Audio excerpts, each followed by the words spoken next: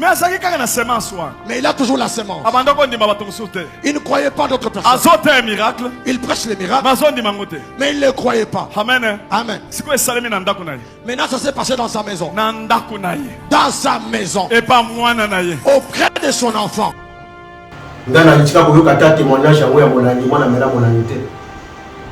a travaillé dans Nangaï, soit 10 ans, parce qu'il a associé Nangaï. Il a eu un témoignage à mon ami. Na télévision. À la télé. Okoboya ou bien Okodima. Au moins, dans le témoignage pour les alliés l'hôpital, d'un bout à l'autre.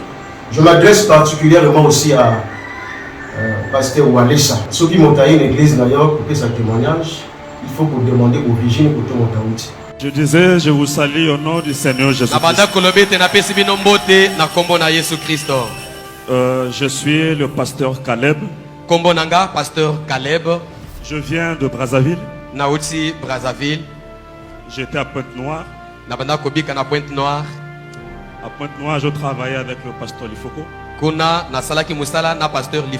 Et dans l'historique du Rouge-Gorge Tabernacle, le pasteur n'a eu à établir qu'un seul associé, qui était le pasteur Welcome que nous connaissons.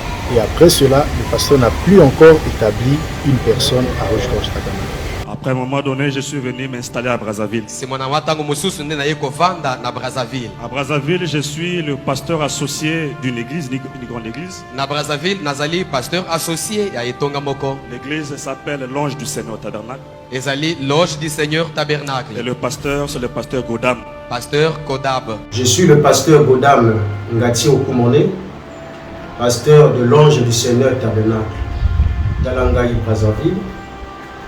Ça fait aujourd'hui, depuis 2003 que je suis pasteur, quasiment 19 ans, je suis fondateur de cette église, l'Ange du Seigneur Tabernacle. Dire qu'il était mon associé, c'est archi faux. Le frère Caleb Ndjassi n'a jamais été mon associé. C'est un membre.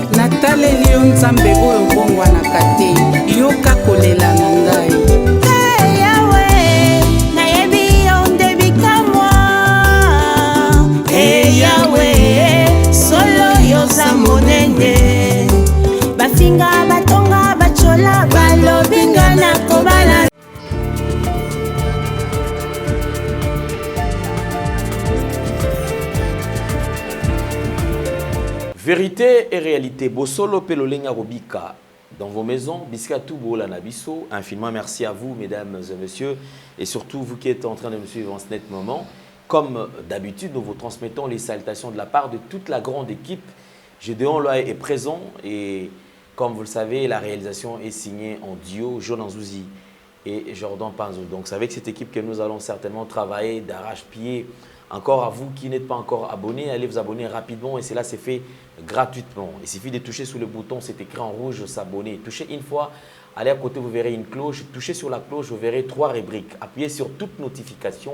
Une fois touché, vous êtes compté parmi nos abonnés. Nous abordons le tout premier point, c'est la fondation Ndélé au cœur de la nation, ainsi que l'orphelinat Famille du Cœur Christ Rédempteur. À travers cette opération, vous qui êtes sensible aux cris de détresse, vous qui avez besoin de soutenir les orphelins, le veuve, pensez à cette structure et certainement Dieu va tous nous bénir. Et surtout que nous traversons cette période de festivité, tout le monde est à la tête en l'air, cherchant comment est-ce que il pourra prendre soin de son foyer, de sa famille, ainsi de suite. Parlons en images et on se retrouve après.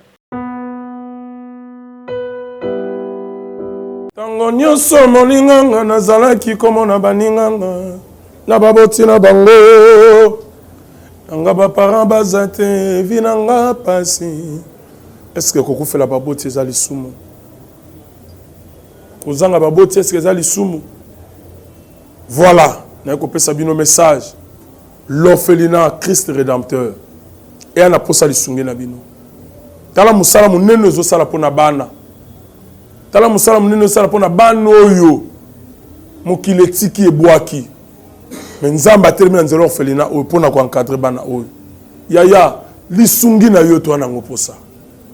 Un euro no to ana ngoposa. Pona mwana moko. Tango mwana moko allié nzambe ya bitike oya permettre ete na nzela no mwana alia akobosa na ote. Voilà message ya l'orphelinat Christ rédempteur. Tu as besoin de sungi na bino. Ba numéro za na se kota contact na biso assistance na yo et aux ali sungi pona bana. Que le Dieu des orphelins a bénir dia ma mtu nyoso ja ta likanisa ko sala quelque chose. Pe o sali yango zamba pambola bino. Pour tout contact, le numéro est affiché. Vous pouvez nous contacter. Nous allons échanger. Je crois que tout va très bien se passer. Mesdames et messieurs, comme d'habitude, vous savez, aujourd'hui, nous avons le plaisir de partager ces plateaux, bien sûr, avec vous. Et nous aurons également des invités. Mais avant tout, nous allons quand même s'atteler sur un point. En ce qui concerne ces témoignages. Ces témoignages s'est passé où? Ça s'est déroulé dans une des églises, ici dans la ville-province de Kinshasa, bien sûr.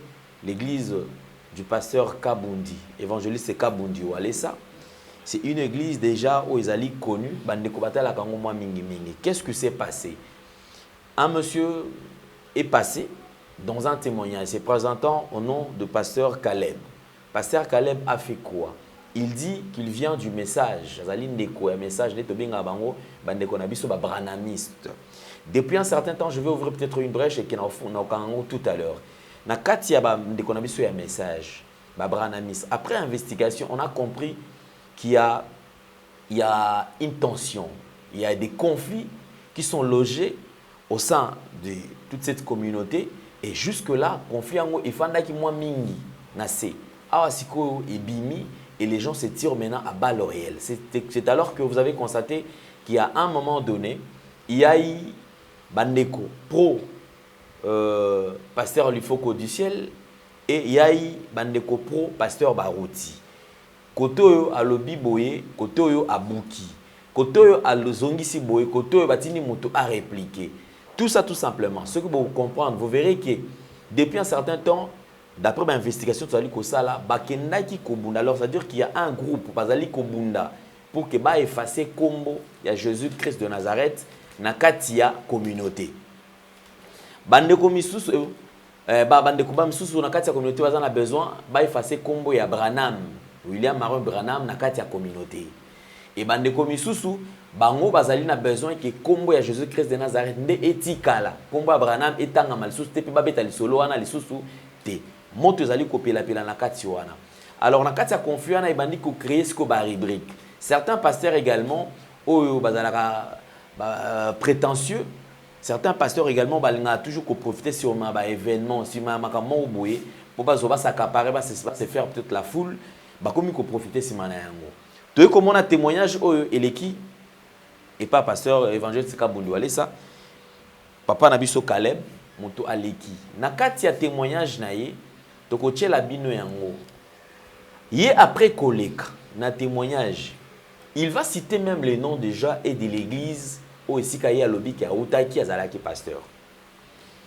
Quelque temps après to ani ko sala investigation le pasteur qui a été cité na kati wana o balobi ki lokola ezaki collaborateur pasteur le pasteur a réagi pour nous démentir que il en tout cas a et d'ailleurs la maison où Albert Solo qui est moi na melaki mulangi tout consort mutafuta kango c'est le pasteur. Ça dit oye mutafuta kamda ko wana mais comment expliquer muto azo sunga bino za bino atikala ko kata lisolo te ke moi na mela mulangi tout ça ba meki ko yoka boka pe lisolo ya bandeko bafana na kati ya lupango wana. ba voisin parce que na lisolo abeti lisolo ne ba banda ko mitungisa ba tozo lila mwana vous savez quand il y a quelque chose ya sens wana itchaka panique na kati ya lopango ba to mwana nani asali nini na biso tokoli na mwana ndenge ya mwa bokoko bakoko pa zalaki wana ba ko kolanda biso to yebi kezaka na système moko boy soki mwana meleta mukuwa moni koko azui le musapi sokoli akoti musapi na kati abendi yango malembe omoni abimisi yango eloko kangaki mwana pe abwaki yango. C'est de nos jours où on sent que bandeko beli ba okola na kati ya kimundele mwa mingi au téléphone mena hôpital ba sala boy mais avant ce n'était pas grave. Mais l'isolo comme la mulangi bato ba fanda na kati ya ndako ba démentir yango. Les images sont là. Batikala koyoka te batikala komona te eza makambo lokuta. Papa Caleb azalaka pasteur bandai ko sala place bobo yazaki bato batangi na kati wana. Balobi abi toki okota na kati ya témoignage ya lokuta monté boyete. Ba mibimisi balobi te. Na ko tiela bino kaka extrait. Na na besoin so kaka bo bato mbilinga ba wangani na ye na biloko tout netando ike na ko lakisa bino. Il y a un bateau sur le baquet, non, il est méchant, il ne fait que détruire. Moi, je ne détruis pas. Je fais, au contraire, ce que je fais, nazo aider bateau et belé. Il y a des gens qui se sont appauvris. L'ikola biloko to mona ao. Il y a mozo mona ke yo okenda na église moko boye l'ikola témoignage moko landa yo kenda kuna pater atikala ko yamba oti. Ayamba pe makamba malonga ebisa yo pe ezalaka te. Otikala na situation wana. Au contraire, on ne fait que te piller.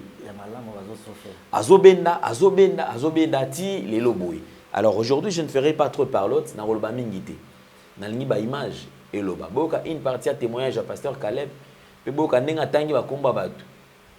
Sima bandeko wana boka pe bandeko wana ne ba mibimisi ngana na kisasa makambo eleki na Brazzaville. Mais je vous ai toujours dit que toyebi neni to sala musala. To ki dans maman na Brazzaville ba répondre pe. Suivons. Mais il a toujours la semence. Il ne croyait pas d'autres personnes. Il prêche les miracles. Mais il ne les croyait pas. Amen. Amen. Maintenant, ça s'est passé dans sa maison. Dans sa maison. Auprès de son enfant. Il a travaillé à Nangaï, soit 10 ans, parce qu'il a associé Nangaï. Il a eu un témoignage à mon ami. Na télévision. À la télé. Okoboya ou bien okodima. Je m'adresse particulièrement aussi à pasteur Walesa. Ceux qui m'ont taillé une église d'ailleurs, pour sa témoignage, il faut vous demander l'origine pour tout mon taouti. Je disais, je vous salue au nom du Seigneur Jésus-Christ. Je suis le pasteur Caleb. Kombonanga, pasteur Caleb. Je viens de Brazzaville. Naouti, Brazzaville. J'étais à Pointe-Noire. Nabanda Kobika na Pointe-Noire. À Pointe-Noire, je travaillais avec le pasteur Lifoko. Kuna na salaki musala na pasteur Lifoko. Et dans l'historique du Rouge-Gorge Tabernacle, le pasteur Naï a établi qu'un seul associé, qui était le pasteur Welcome que nous connaissons. Et après cela, le pasteur n'a plus encore établi une personne à Rouge-Gorge Tabernacle. Après un moment donné, je suis venu m'installer à Brazzaville. À Brazzaville, je suis le pasteur associé d'une église, une grande église. Na Brazzaville, nazali pasteur associé ya etonga moko. L'église s'appelle L'Ange du Seigneur Tabernacle. Ezali L'Ange du Seigneur Tabernacle. Et le pasteur, c'est le pasteur Godam. Pasteur Kodab. Je suis le pasteur Godam Ngati Okumone, pasteur de L'Ange du Seigneur Tabernacle d'Alangaï Brazzaville. Ça fait aujourd'hui, depuis 2003 que je suis pasteur, quasiment 19 ans, je suis fondateur de cette église, non du Seigneur Tabernacle. Dire qu'il était mon associé, c'est archi faux. Le frère Caleb Ndjassi n'a jamais été mon associé. C'est un membre. De retour sur ce plateau, vous avez suivi Tolander. On a une émission à l'élo, on a fait le cas à Brèche. Et ça, émission dossier. Et à Moulaï.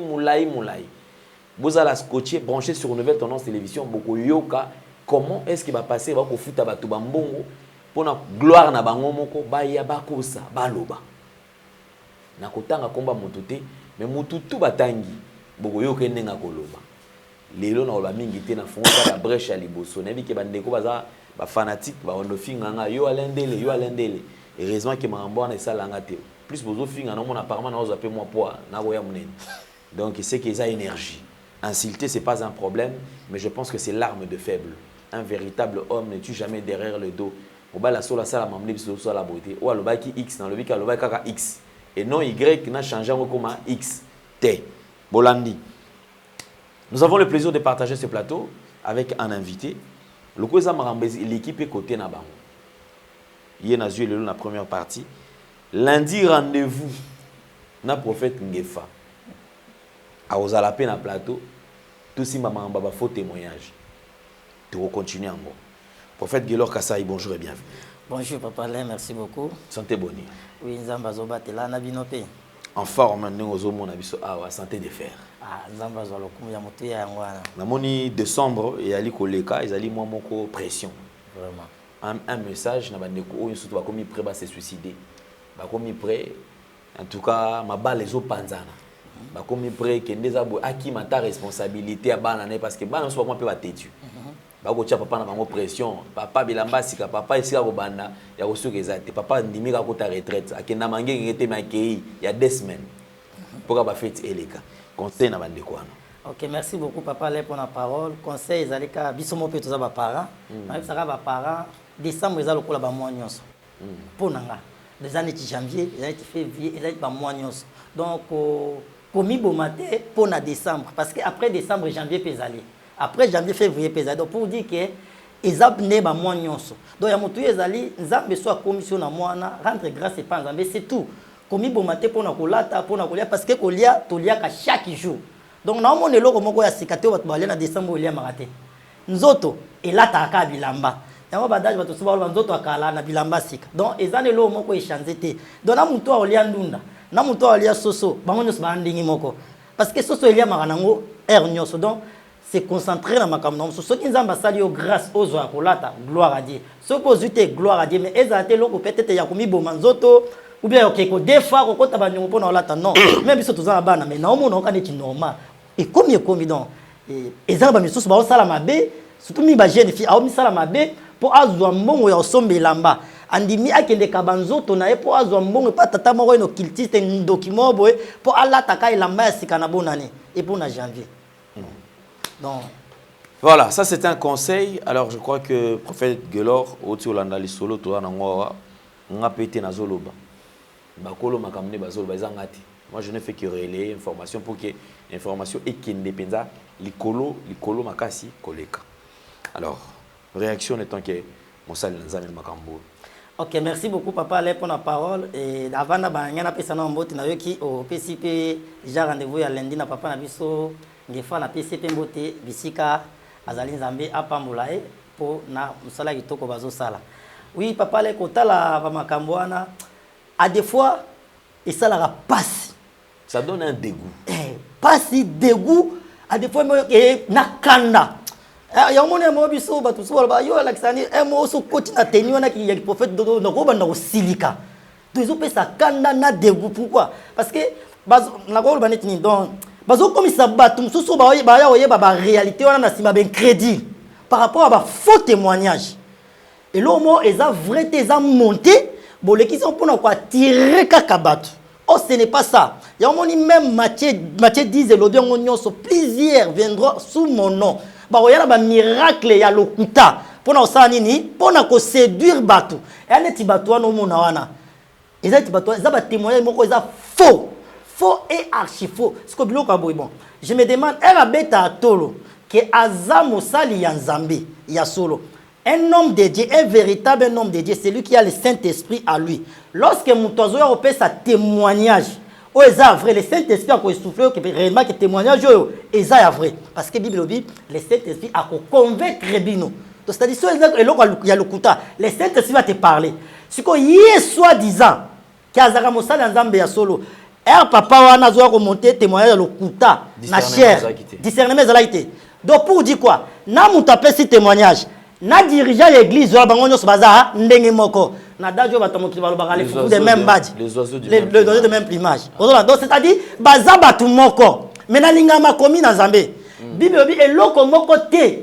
oyo ya molili ekotikala kozala ebima na poisa te donc nyonso bosala na kuku esa nini ebima na poisa chaque chose a son temps il y a un temps ya okosa na kombo ya Nzambe eza pe na temps on Nzambe il faut exposer bato omoni biloko wana Nzambe a exposer ye papa potoko tana bozindo tanga na Matthieu chapitre 6 Matthieu chapitre 7 j'aime les écritures ah c'est ça Matthieu chapitre 7, verset 16 à 17 vous le reconnaîtrez à leurs fruits. Cueille-t-on de raisins sur des épines ou des figuiers sur des chardons? Tout bon arbre porte de bons fruits, mais les mauvais arbres portent de mauvais fruits. Comme tu l'as dit, c'est ça. Bible dit Ndiete yamabe et koki kobota mbuma malamu te. 18 que tu as précision. Un bon arbre ne peut porter de mauvais fruits, ni un mauvais arbre porte de bons fruits. C'est clair. Bible est clair. Donc, Ndiete yamabe et koki kobota mbuma malamu te. Ndiete pe ya malamu et koki kobota mbuma mabe te. Bible dit boko yeba bango na misala na bango. Omoni wana misala na eyebani ke azamo sali ya Nzambe te. C'est un faux serviteur. Mais vu que paye ko se mêler na kombo ya Nzambe. D'abord, au moins babilo on ça sala kala ba témoignage. Mingi za ka monter. Oh akapeli mutu 10 000 $, akapeli mutu quoi. Moi j'ai un pasteur. Je ne peux pas citer les noms ici. Mon ami assemble en église nae. De père que vous mêlez peut me salater quand même. Écoute, tu as kuna point rolongwa déjà. Alors tu es un prophète Nasalani. Prophète Nasalani po atali simiso barret papa. On m'a dit batou. Yango to lobaka. Namba pas moi même papa songe fa ba la vérité belé. Mon peuple périt parce qu'il manque la connaissance. Tout ce qui brille n'est pas l'or. Batou bakanisa que avoir une grande église cause un temple à mon otongi borna mineno tcheba kitinde nzamba zakuna. Moi j'aime avoir un grand bâtiment parce que tout le temps on l'église on dirait tout qui n'a pas de confusion. Bâtiment oui, merci pour la précision. Bâtiment, Dieu n'est pas là. Ce sont des loges papa. Au moins bâtiment batu ba Hollande ba ka nzamba zakuna. O kuna vike na taj mona faut la parenté batu ba ka sa ko za mosala nzamba munene foza na bâtiment ya munene ozana 1000 membres 10 000 non. À quoi c'est rose à 10 000 membres, mais on prépare pour en faire. Nous avons 2 membres, mais on prépare pour le royaume d'ici. Nous avons pasteur amnen. Quand ça pasteur amnen, le but est na bâtiment na minen, na l'église, oh baba te belé babi tout kezane tibango. Nous avons na temple moko bâtiment moko mnene ba tout plaît ba kasi nzamba zakuna te. Tasi konde nzamba komo bimisa bango. Nous avons ba témoignage pasteur wana, c'est un ami à moi. Azana problème à obala. Papa talaka ka temple wana nombre de personnes bazana 4. Pasteur l'église en a bal abeta plus de 3 mois ou 1 000 $. Bon, moi je lui ai demandé papa, mais là où vous travaillez, tout le monde a ça là-bas donc il y a 10 000 $, il y a mituka, ko pesa ba mama abi papa lokuta. Si qu'on a dit bon, yo zo pesa mon taliban 10 000 $. La Bible la charité bien ordonnance commence par soi-même. Avant même Bible vini. Quand vous recevez le Saint-Esprit, vous serez mes témoins en Jérusalem. Donc c'est-à-dire il faut en Jérusalem sa famille na yo. Avant yo pasteur on n'en disconvient pas. On peut se battre 10 000 $. Mais bateau baza pembeni na yo. On peut se battre libanda au soit zami tuka. Mais bateau baza na ceinture na yo même quête. Il y a 2 500 $ à autant mais yo pesi mutu rapide de 20 000 $. Tu crois ça? Pourquoi nous sommes dans bazo ko sabat pour eba olexan na média bato ba moni ba bani ah pasteur wana azaya nzambe akabaka ezaya nzambe teza pour ba sala ba benda regard ya bato. Bible lobi na Matthieu 7 ndo tangi to yeba bango na misala na bango siko ya lekisi mutu mutapesi témoignage o eza vrai eza solo nzamba sala ki siko mutu ya tanga ki kombo pasteur titulaire l'église va travailler na pasteur wa pesa soki témoignage aleki a démentir yango siko ye visionnaire l'église na olobani parce que le Saint-Esprit n'aime jamais yo l'exé mutu na chair c'est-à-dire le Saint-Esprit a convaincu que message en eza solo siko contraire eleki a lokuta siko aleka na média aloba que siko que frère, oh, il y a un témoignage. Ah, Ezaki, il y a le coup. Pourquoi ils ne font pas ça? Pour dire quoi? Donc, Eza Babylon, on a bango, bamaki, on a bazom monté. Pour baben, papa, nga linga makomi na Zambé. Autant qu'il a vu son Jean chapitre 14, verset 8. Oh, une mission na biso, oh, Jésus a tiqué biso ici sur la terre. Eza ba publicité ou anate. Si qu'on soit là qui si bon est sauvé maintenant. Jean chapitre 14, verset 8. Jean chapitre 14, verset 8. Philippe lui dit, oui. Seigneur, montre-nous le Père, et cela nous suffit. Continue. Jésus lui dit, il y a si longtemps que je suis avec vous, oui. Et tu ne m'as pas connu. Oui. Philippe, celui qui m'a vu a vu le Père. Comment dis-tu? Montre-nous le Père. Mission na biso basali ya Nzambe papa. Ici au Jésus tikela biso eza ko lekisa ba témoignage na ba média wana te ya bilo lokuta. Ezali photo la kisaba tous les pères. To la kisaba tous l'agneau. Oh ya moni mukwana Jean Baptiste na Juda ra baptisé ba moni Jésus la vie. Voici l'agneau de Dieu qui ôte les péchés du monde. C'est ça notre mission. Il faut to la kisaba tous l'agneau. To la kisaba tous zela ya sali et non ba témoignage wana lokuta. Lui ne prêche pas Jésus. Parole ni yateya. So ezaka ba témoignage ya remonter wana te. Otala après si mutu $10,000, après si mutu mutuka, après si mutu lopang, ezaba bilo moko lokuta. Ala kisaba to zela ya Jésus. Philippe alobi montre-nous le Père. Il faut to la kisaba to zela ya Jésus parce que tozan na tangu ya suka, tozan aposta ba bilo ko wana te ya ba témoignage ya lokuta wana. Bato baza pembe na ba mo bazo souffrir mais azoko sabato na pesi $10,000. Ya ba pasteur msuba ocho longo wana dernièrement. Pourquoi na ba bilo ko wana? Bazo travailler mais ba gagner l'oté. Mais taba montant ya pesaka. Donc yango na loba na bana Nzambe nga kutubo na yebi ndeza ba msuba ofinga na bangonga. Po tu msuna loba msu ale kio na mbongo. Yozala nini? Ozani na mutu kani lupa. Bonga sela Nzambe pona za la mituka. Objectif na nga mission na nga ngo wana te. So Nzamba pesinga ngo gloire à Dieu, so pas pesinga te. Cela n'empêche que na te évangile. Donc ba tubolongo na kati ya ba loyenge wana kolanda ba témoignage wana biloko lokuta ezo sauver mutunelo oti. Er ya Alexis témoignage lokuta. Siko bato mususu er ba yoka ki témoignage wana. Yami balé ba mona siko pasteur titulaire église yemo kwa ko démentir yango. Bazo komisa bato mususu ben crédit là papa là. Bato mususu mo balanda su zela Nzambe zate amoni bino ba pasteur. Tala ba faux pasteur. Oh, il y a faux bazali, il y a vrai pe bazali. Il y a faux na siko ba komo bebisa ya ba pasteur mususu ya malamu zela. Pour ba témoigner na bango lokuta zo komisa bato mususu ben crédit netu wana. Ba témoignage lokuta ate ya bato. Atika babiloko wana lokuta. D'abord même si babiloko ya sala soki ça la vrai qui a pesa ngo solo bible binini soki loboko on ba le pesi ya mo c'est ça ni eye batin siko yo un homme de Dieu au pesi mutu domo boy o leki na église o leisa na média musicien mo kila sali don aleki a pesa poto mo pa ba beda shu babiloko na oboka mabanga te na oloba poto mo na média o mona na yobi kaka bana banzambe abeda shu abenja sa nini apesi mutuka eleki na média lui c'est normal parce que aza païen. Mais il y a un pasteur soi-disant. Si on peut si 1000 francs, il faut pas filmer en haut. Si on peut si il faut pas filmer en bas les médias. Est-ce que ça procédé biblique? Non. Et on sait que ça c'est pour la gloire en Zambété. Et ça pour la gloire na yo. Automatiquement comme ça sur gloire en Zambété, c'est-à-dire Zamba zawanati. Papa za bilo moko donc Nzambe na exposé bango j'aime dire. Et na lobango ce que ça na facteur ou ça plus important peut très important dans likambo ya temps. Les locaux ko ça va mettre temps et définir le temps yango wanati tant des amatié ba on a confusion siko na ebite place aza siko olobani ale ka média de matière ngwase poto ndi maké aza musala Nzambe oui moni frère wana yakawa témoignage yaka lokuta ta la vérité de milisos. Vraiment c'est vraiment triste, je crois quand même que ça je n'ai qu'une partie où te proposer bino lelo, mais je pense que les lundis c'est un dossier déjà et autour fongola. Je dis bien c'est un dossier très sensible. Alors, âme déjà sensible, abstenez-vous. Parce qu'il y aura de vérité et de vérité. Je pense qu'il faudrait que nous puissions arrêter avec ces systèmes. Et ça, ils ont salir bateau. Ils ont salir bateau. Je ne pense, vous savez, le Seigneur n'a pas besoin de salir pour publicité. Parce qu'il y a déjà à un grand prêtre. Mais soyez déjà tous les gens veulent se tuer des foules derrière Combo Yesu. C'est là où se trouve le problème. Je crois que c'était un dossier, je dis bien les lundis. Les lundis, vous aurez les détails.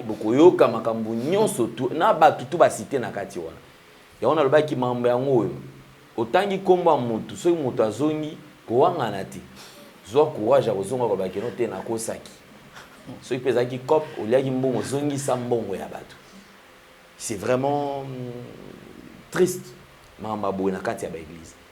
Vous êtes en train de décourager les gens à servir au Nzambe. C'est ce qui fait que alors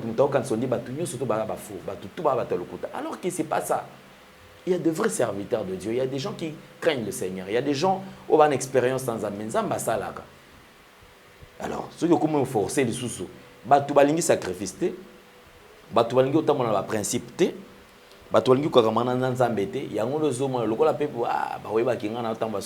qu'est-ce qu'il faut faire? On a créé Makio, on a créé COP, on a créé Miracle Moko et Lokuta. Dieu est souverain, on ne l'impose pas. Il fait grâce à qui il veut. S'il veut opérer les miracles, il opère. S'il dit ces jours-là, il ne fait rien, il ne fait rien. Mais yo le kola ou le koso, il koso panga, le mzamba salité, yo commence à ce qu'on zambe. Voilà place au com. À suivre, c'est lundi.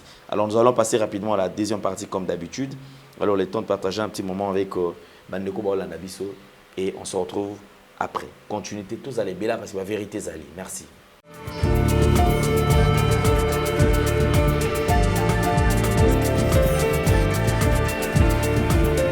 Oui, Zambé Azwalokumu, Zambé Anetola Mabine dans les Seigneurs. Tulinga Kito partager Mouké Maloba na Zambé. Selon Ngolo, Zambé a pessi surtout partager na yo. Tozan attend vraiment mingité, tozan ta Mouké mais na Olinga Olanda Biso vraiment attentivement. Peut-être à travers son serviteur, Dieu peut te parler aussi bien aimé dans les Seigneurs. Tel na Biso Toni to lobelaka, tout est possible à celui qui croit. Tout est possible à celui qui croit. Bien aimé dans les Seigneurs. Je sais que vous avez un problème. Peut-être tu es malade, peut-être ma beauté zoyate, peut-être moussale zoyate, peut-être libala, peut-être ma faire, peut-être ma camouibélé. Tu te poses des questions. Au sala ni po ozo solution à problème mana. Au sala ni bien aimé dans les Seigneurs. Na lina yebisa mutu moko mama moko abenginga du prophète. Nazaki na ba problème na benginde ko moko ayebisinga pona zo solution na makamu na ngai na zo atekela ngai mai. Na tindi moko na kishasa tekelinga mai na saleli ba service soki osokola na zu solution te. Atindenga soso timba mungu donc asese ba service c'est belé ba mungwa ba mai biloko belé a juste solution bien aimé dans le Seigneur mungu ebi qui s'arrêter mungu pambola a pété bien aimé dans le Seigneur nalito partager mon qui tout est possible à celui qui croit sans plus tarder totangi ma commune en Zambie nous sommes dans le livre de Jean chapitre 11 verset 32 à 45 je lis la parole du Seigneur. La Bible dit ceci, lorsque Marie fit arriver là où était Jésus et qu'elle le vit, elle tomba à ses pieds et lui dit, Seigneur, si tu étais ici, mon frère ne serait pas mort. Jésus l'ayant voyant plaira elle et les Juifs qui étaient venus avec elle. Frémit à son esprit et fit tout ému. Et il lui dit, où l'avez-vous mis? Seigneur, lui répondit-il, viens et vois. Jésus plaira. Sur quoi les Juifs dirent, voyez comment il l'aimait. Et quelques-uns d'entre eux dirent, lui qui a ouvert les yeux des aveugles, ne pouvait-il pas faire aussi que cet homme ne meure point? Jésus frémissait de nouveau en lui-même, s'est rendu au sépulcre. C'était une grotte et une pierre était placée devant. Jésus dit, ôtez la pierre. Marthe, la sœur du mort, lui dit, Seigneur, il sent déjà, car il y a 4 jours qu'il est là. Jésus lui dit, ne t'ai-je pas dit que si tu crois, tu verras la gloire de Dieu? Ils ôtèrent donc la pierre et Jésus levant les yeux à haut et dit, Père, je te rends grâce de ce que tu m'as exaucé. Pour moi, je savais que tu m'exauces toujours. Mais je parle à cause de la foule qui m'entoure, afin qu'ils croient que c'est toi qui m'as envoyé. Et a dit cela, il cria d'une voix forte, Lazare sort, et les morts sortis, les pieds et les mains liés des bandes, et les visages enveloppés d'une ligue. Jésus leur dit, déliez-les et laissez-les aller. Parole du Seigneur. Tout est possible à celui qui croit. Bien-aimé dans le Seigneur, tu as besoin de croire. Pour nos problèmes, bien-aimé dans le Seigneur, problème nous avons nena kole kanzambete. Problème nous avons kasi likolo ya nzambete. Zamba zali kolo ya problème na yo. Même si ba minga ngaba bi ke yo bi katena maladie wana. Même si balobi ba kata ba trompe yo ko botate, même si balobi que l'âge est avancé yo ko balate, même si balobi que na famille ba tila bino ba loi, que batu ba bongate, batu ba avancer. Bien mais si tu crois, Dieu est capable de changer ton histoire. Si tu crois bien aimé dans le Seigneur, Zambaza capable ya ko changer histoire à vie na yo. Si tu crois bien aimé, Zambaza capable ya ko bikisa yo. Ici là où nous venons de lire, babete solo ya Lazare. Lazare ozaki l'ami de Jésus-Christ. Lazare a kufa qui bien aimé dans le Seigneur. Jésus n'était pas là le jour où Lazare a koufaki. Et Jésus a se présenter après 4 jours après, bien-aimé dans le Seigneur. Oh, déjà, Moutouba Kundaki. Bien-aimé, vous savez que Moutouba Kunda, 4 jours, Moutouba comment a décomposé. Donc, c'est-à-dire, même pour la famille à Lazare, Bazaki Souna et Seng, Bazaki Sou, Baelike qui soutient qu'un jour, Lazare a revenir encore en vie. Donc, c'est-à-dire, espoir, nous, ceci là qui, pour Bakunda qui est déjà appoli, Jésus a se présenté. Marthe, grande sœur à Lazare, a joué ça Jésus. Babi Seigneur, ce qui aux alaki awa ndekonanga mobali Lazare alinga kufate et en oubliant pendant kaoloba ayebete que Jésus-Christ il est la résurrection et la vie aza capable ya ko ressusciter Lazare mais Marthe azaki na kondimate parce que soka azaki na kondima alinga yebisa Jésus mbamo que Seigneur lobaka loba moko ndekonanga c'est quoi bien mais tu dois croire. Tu dois croire. Jésus Yébissier, Marthe, n'ai-je pas dit que si tu crois, tu verras la gloire de Dieu? Je m'aurais dit à quelqu'un, toi qui me suis maintenant, n'ai-je pas dit que si tu crois, tu seras guéri? N'ai-je pas dit que si tu crois, Dieu est capable de te donner les enfants? N'ai-je pas dit que si tu crois, Dieu est capable de te lisayo? N'ai-je pas dit que si tu crois, Zamba est capable de restaurer ma fer na yo, musala na yo? Crois seulement, bien aimé dans le Seigneur. La Bible dit dans le livre de Hébreux chapitre 11 verset 1er, la foi c'est une ferme assurance des choses qu'on espère, une démonstration de celles qu'on ne voit pas. Tu n'as pas besoin de voir pour croire, bien aimé dans le Seigneur. Tu as besoin de croire pour voir. N'attends pas de voir pour croire. Commence d'abord à croire à l'existence de Dieu. Commence d'abord à croire que Dieu est capable de te donner la solution, bien aimé dans le Seigneur. Quel que soit ton problème, quelle que soit la durée, tout est possible à celui qui croit. Jésus lui dit, n'ai-je pas dit que si tu crois, tu verras la gloire de Dieu? Et Jésus, après avoir prononcé, je crois, Jésus a tourné, où avez-vous mis Lazare? Même si il vient et voit, même si il sent déjà, parce que ça a déjà 4 jours. Peut-être on est moment où il y a humiliation. Bato bazoko imilio balobi sili o botali soute bakoma bengwa mela milangi bakoma bengo grand sera quartier pour ma bale ya kate makam nyonso zo simbate yabana na yo na musala na ba faire bien aimé na nina yebisa yo. Tu dois croire en Dieu, tu dois croire que tout est possible, tout est possible.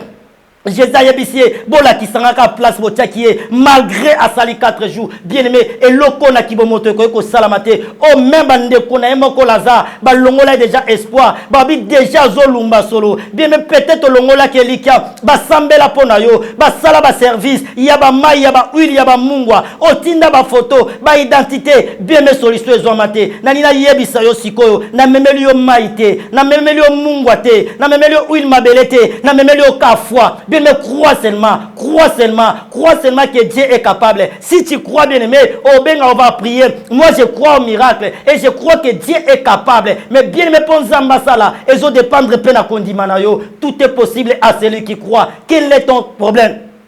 Et Jésus a se présenté. Liboso a tombé Lazare. Bible dit ezaki na libanga munene batiaki. C'est-à-dire batiaki déjà c'est tout pour na Lazare. C'est-à-dire nyonso silaki. Jésus a tombé ka mungongo a sali lo sambo. A dit Père, je te rends grâce parce que je sais que tu m'exauces toujours. Mais je parle en fait que la foule bayeba ke yondo tindinga. Bien mais Dieu, nous prêchons le Dieu qui exauce la prière. Nous prêchons le Dieu qui écoute après avoir écouté, il exauce. Il va écouter ta prière. Bien mais tu dois croire. Tu as besoin de croire pour voir.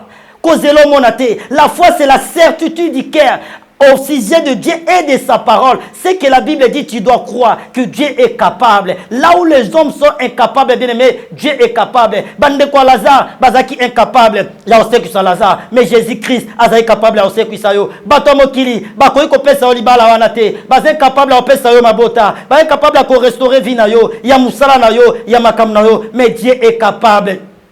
Dieu est capable, tout est possible à celui qui croit. Et la Bible dit dans le livre de Hébreux chapitre 13, le verset 8, Jésus-Christ est le même, hier, aujourd'hui et éternellement. Le même Jésus qui a ressuscité Lazare, il est le même Jésus-Christ de Nazareth que nous te prêchons. Bien aimé, tu dois croire en Jésus, tu dois croire au miracle. Ton problème est plus qu'un embêté. Je sais que tu es fatigué, peut-être aux doigts de la décision, qu'au semble la soute, au lembi, au salaba prière, il y a il y a action de grâce, il y a gêne, il y a offrande, au monde bien mais cette fois-ci na bengio crois en Dieu, crois que Dieu est capable. Soika kotie kondima, yakana kondima na yo et on va prier. Dieu va opérer quelque chose dans ta vie. Quel est ton problème? Problème nous combien de temps? Likambo Lazare et singa ka sala 4 jours. 4 jours zaida décomposé, mes âmes da sali grâce à zongi na vie. Et bongo yo osana en vie bien aimé. La Bible dit il y a encore d'espérance pour ceux qui vivent. Si Dieu te laisse encore en vie parce qu'azana le romo ko zolinga sa ila yo. Likambo na bien aimé et lobite ke nzamba zo yo kayote et lobite et ça parce que tu n'as pas la foi.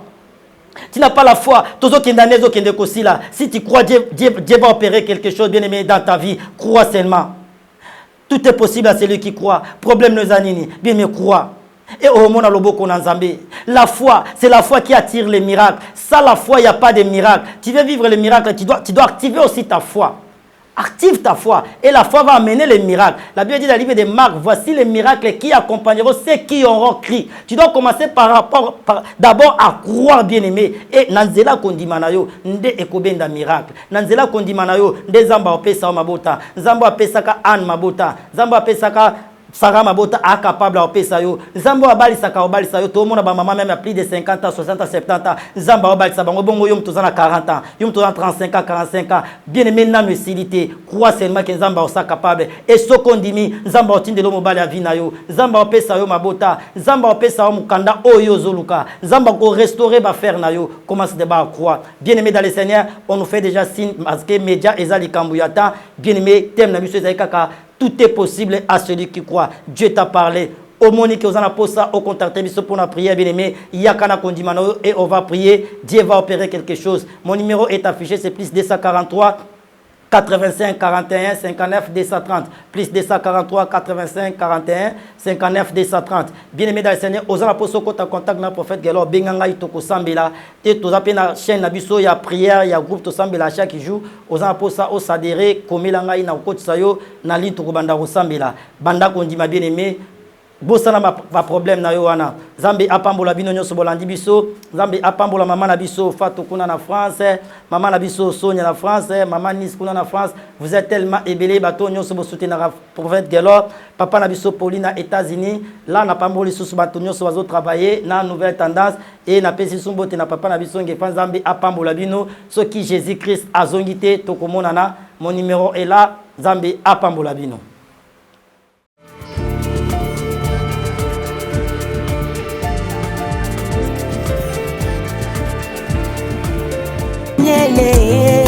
Na libula bakosi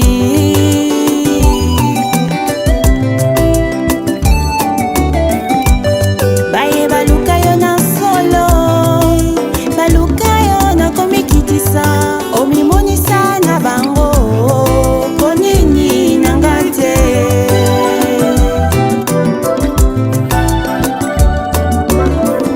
bango so pinzoli nanga